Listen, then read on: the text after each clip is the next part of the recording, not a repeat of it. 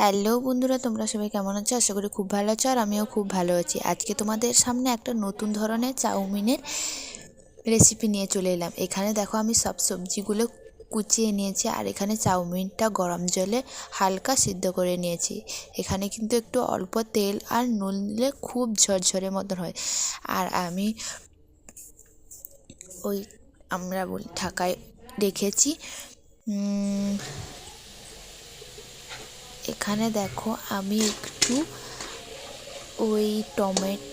প্রথমে ডিমটা ভেজে নিয়েছি, তার সঙ্গে টমেটোটা হালকা ভেজে নিচ্ছি। আর এখানে আমি আলু আর মটরশুঁটি আর গাজর ভেজে নিয়েছি আলাদা আলাদা করে, এরকম তোমরা ভেজে নেবে। আর এখানে আমি শসা আর পেঁয়াজ কুচিয়ে রেখেছি। এইগুলি কিন্তু একদম ভাজি করব না, তোমরা ভাজি করতেও পারো, ভালোই লাগে।